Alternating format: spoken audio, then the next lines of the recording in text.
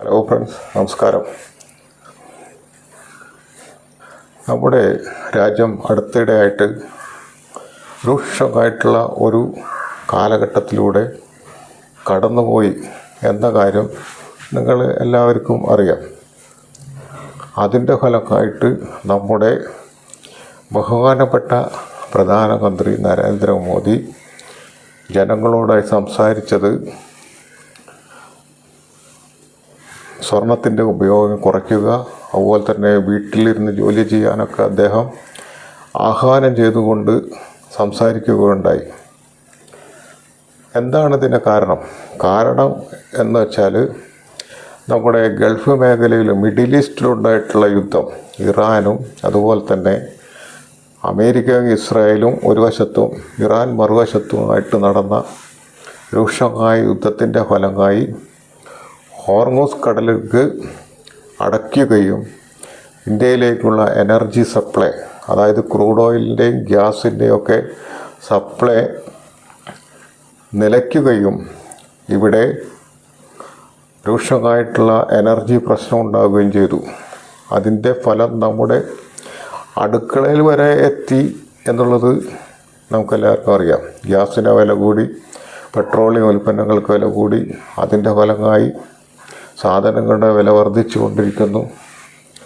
അങ്ങനെ പല ആഘാതങ്ങൾ നമ്മുടെ സമ്പത്ത് വ്യവസ്ഥയിൽ ഉണ്ടാക്കാൻ ഈ മിഡിൽ ഈസ്റ്റിലുണ്ടായിട്ടുള്ള പ്രശ്നം നമുക്ക് വന്നുപെട്ടു.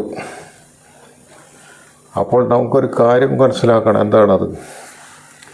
ഈ ഗൾഫ് മേഖലയിൽ ഉണ്ടാക്കിയിട്ടുള്ള പ്രശ്നങ്ങൾ ഇന്ത്യൻ സമ്പത്ത് വ്യവസ്ഥയെ എത്രയും ബാധിക്കുമെന്നുള്ളത് നമുക്ക് ഈ ഒരു സംഭവത്തിലൂടെ മനസ്സിലാക്കാം. അപ്പോൾ ഇന്ത്യ വികസിത ഭാരതം എന്ന് പറയുന്ന സ്വപ്നം നേടിയെടുക്കുന്നതിന് വേണ്ടി നമുക്ക് എന്ത് ചെയ്യണം? ഈ രാജ്യങ്ങളുമായിട്ടുള്ള നല്ല രീതിയിലുള്ള സൗഹൃദങ്ങളും നയതന്ത്ര ബന്ധങ്ങളും ഉണ്ടാക്കിയെങ്കിൽ മാത്രമാണ് നമുക്ക് വികസിത ഭാരതം എന്ന് പറയുന്ന സ്വപ്നം യാഥാർത്ഥ്യമാക്കാൻ കഴിയുള്ളൂ. എന്താണെന്ന് വെച്ചാൽ ഈ ഗൾഫ് മേഖലയിൽ 8.9 ബില്യൺ ജനങ്ങൾ ഈ ഗൾഫ് മേഖലയിൽ ജോലി ചെയ്യുന്നുണ്ട്. അവിടെ നിന്ന് പിന്നെ ആ ജോലി ചെയ്യുന്നതിലൂടെ ലക്ഷക്കണക്കിന് കോടിക്കണക്കിന് രൂപ നമ്മുടെ രാജ്യത്തിലേക്ക് വന്നുകൊണ്ടിരിക്കുന്നു. അതുപോലെ കയറ്റുമതി രംഗത്താണെങ്കിൽ 2024-25 സാമ്പത്തിക വർഷത്തിൽ ഗൾഫ് മേഖലയിലേക്ക് 56.87 ബില്യൺ ഡോളർ, അതായത് 475 ലക്ഷം കോടി രൂപയുടെ കയറ്റുമതി നമ്മൾ നടത്തിക്കൊണ്ട് അവിടെ നിന്നുള്ള വരുമാനം നമുക്ക് ലഭിക്കുകയുണ്ടായി. അതായത് ഗൾഫ് മേഖലയിലേക്ക് നമ്മൾ ഇന്ത്യയിൽ നിന്ന് 56.87 ബില്യൺ ഡോളറിൻ്റെ സാധനങ്ങൾ കയറ്റി അയക്കുകയും അതുവഴി 475 ലക്ഷം കോടി രൂപയുടെ വരുമാനം നമുക്ക് ലഭിക്കുകയുണ്ടായി.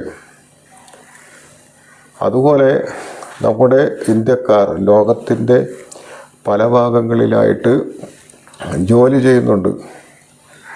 ആ ജോലി ചെയ്തതിലൂടെ പ്രവാസി വരുമാനം എന്ന് പറയുന്നത്, മൊത്തത്തിൽ ഇന്ത്യക്കാരുടെ വരുമാനം എന്ന് പറയുന്നത് 135.4 ബില്യൺ ഡോളറാണ്. പ്രത്യേകം ഓർക്കണം, മൊത്തം ലോകത്തിൻ്റെ പല ഭാഗങ്ങളിലായിട്ട് ജോലി ചെയ്യുന്ന ഇന്ത്യക്കാരുടെ പ്രവാസി വരുമാനം എന്ന് പറയുന്നത് 135.4 ബില്യൺ ഡോളറാണ്. അതിൽ തന്നെ 51.4% ബില്യൺ ഡോളർ വരുന്നത് ഈ ഗൾഫ് മേഖലയിൽ നിന്നാണ്. അതായത് നമ്മുടെ ലോകത്തിലുള്ള പല രാജ്യങ്ങളിലുള്ള ഇന്ത്യക്കാരുടെ പ്രവാസി വരുമാനത്തിൻ്റെ 38% വരുന്നത് ഈ ഗൾഫ് മേഖലയിൽ നിന്നാണ്.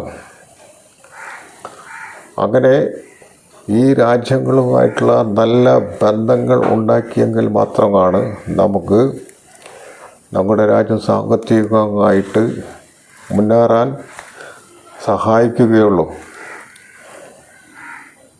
അതുപോലെ നമ്മുടെ നാട്ടിലെ ഇപ്പോഴത്തെ ഒരു പ്രവണത അനുസരിച്ച് നോക്കുകയാണെങ്കിൽ പല മതവിഭാഗങ്ങളും അടങ്ങുന്ന ഒരു സമൂഹമാണ് നമ്മുടെ രാജ്യം എന്ന് പറയുന്നത്. ഹിന്ദുക്കളും മുസ്ലിങ്ങളും ക്രിസ്ത്യാനികളും മറ്റ് മതവിഭാഗങ്ങളും ഒന്നിച്ച് ജീവിക്കുന്ന ഒരു സമൂഹത്തിൽ എല്ലാവരും സൗഹാർദ്ദപരമായൊരു അന്തരീക്ഷം ഉണ്ടാക്കിക്കൊണ്ട് എല്ലാവർക്കും സമാധാനപരമായിട്ടുള്ള അന്തരീക്ഷം ഉണ്ടാക്കിക്കൊണ്ട് ജീവിക്കുകയാണെങ്കിൽ അത് ആ രാജ്യത്തിന് ഏറ്റവും നല്ല ഒരു ഗുണകരമായിട്ടുള്ള അന്തരീക്ഷമാണ്.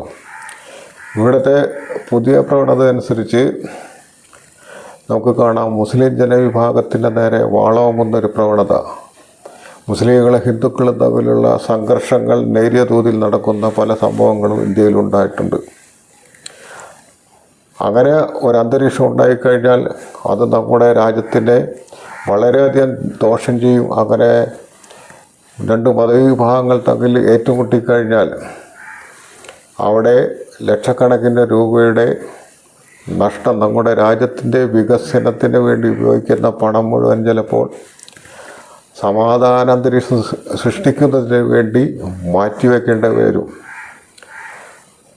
അങ്ങനെ ഒരു അന്തരീക്ഷം ഉണ്ടാകാതിരിക്കാൻ എല്ലാ ഭാഗത്തു നിന്നുള്ള ശ്രമങ്ങൾ ഉണ്ടാകണം.